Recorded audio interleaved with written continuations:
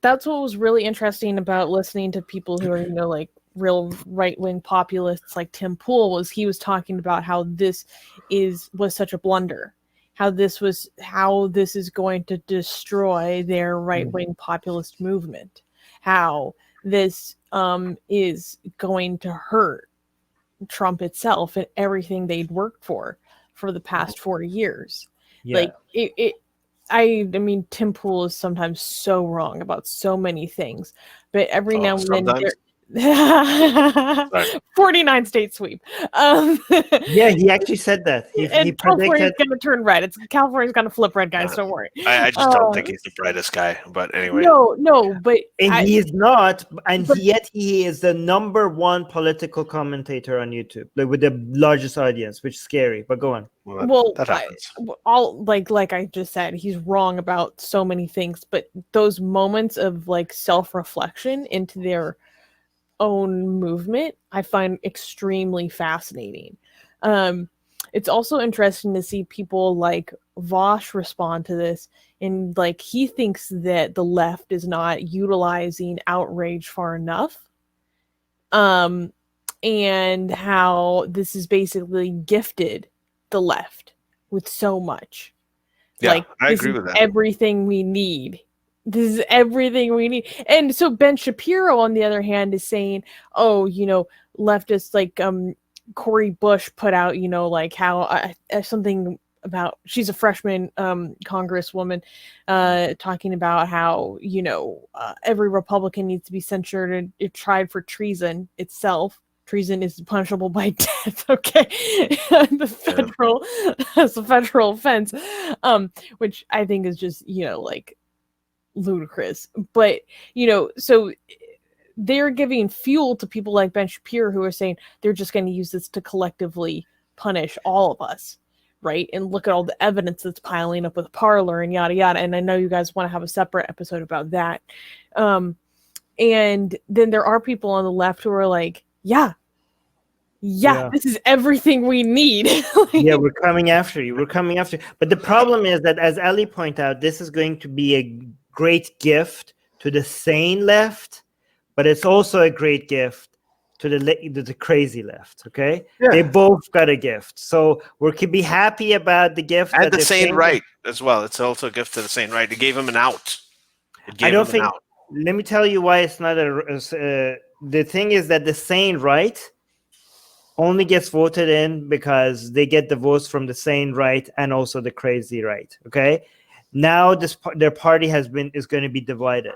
The sane right is not going to be able to, like, if they're going to be abandoned maybe by a lot of Trump supporters. Like, I hope so. I'm hoping that the whole Republican Party turns in on itself and gets so divided.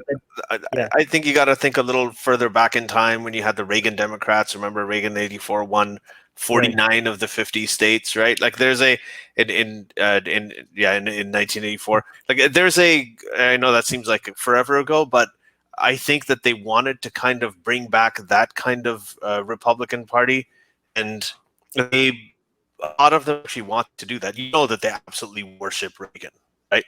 Like all of these guys, even now, they talk about his legacy and everything. So I think this has helped give them an out, because there was a time when the difference between the Republicans and Democrats was just ideological. They believed in different things. It wasn't an intellectual difference where you had the Sarah Palin IQ on one side, and then you had people who you didn't necessarily like Kissinger, like Paul Wolfowitz, like George Will, Charles Krauthammer, all these guys. I mean, they weren't dumb people. I mean, we got low IQ Dems. I don't know what. No, Ali. We do. Yeah, we do. They do want a way out, but they can't. On their way out, what I'm hoping, maybe this is wrong. Okay, what I'm hoping is on their way out, they're like, oh, this was our ticket out, and they're gonna be like, we're no longer Trump supporters. Yay! We could be like sanity back to the Republican Party, as if there was ever sanity in the Republican Party.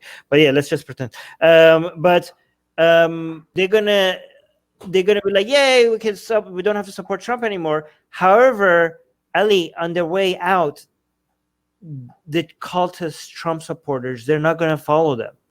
You know what I mean?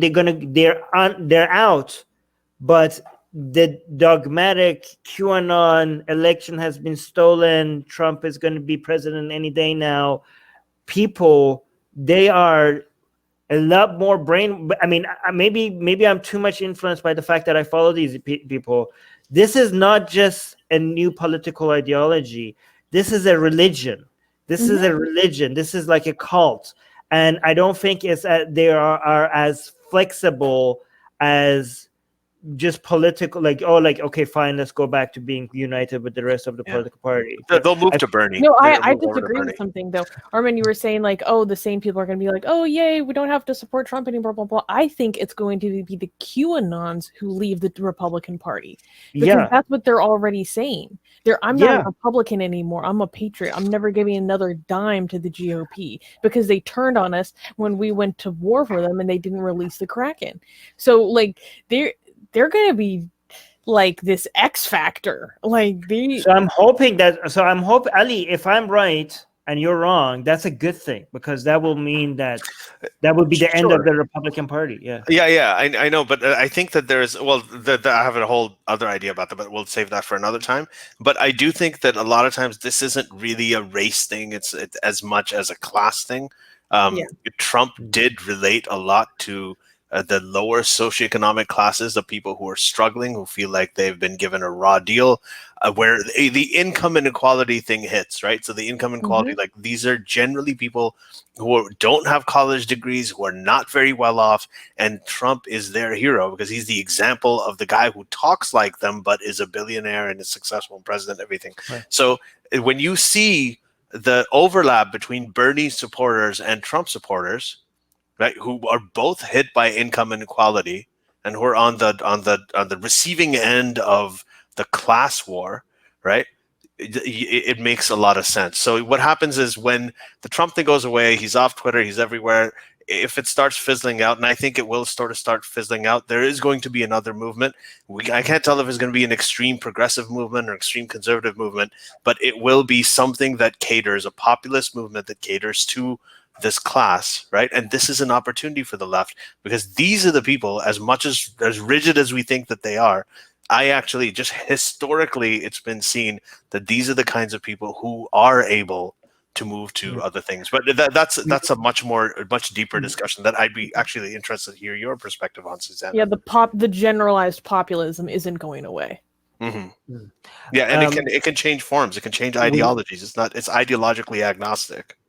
We're hitting the 1 hour mark. Ali, you mentioned there was another episode that you wanted to do. What was the topic that you said? Because I think Twitter ban, the Parler removal, all of that stuff. So I want to talk about that because. So Fawad is asking a question. So he's saying, how do you guys feel about Trump being banned on Twitter? So Fawad, we're going to do an entire, maybe because of what Ali said, we might want to do an entire episode on that. Yeah.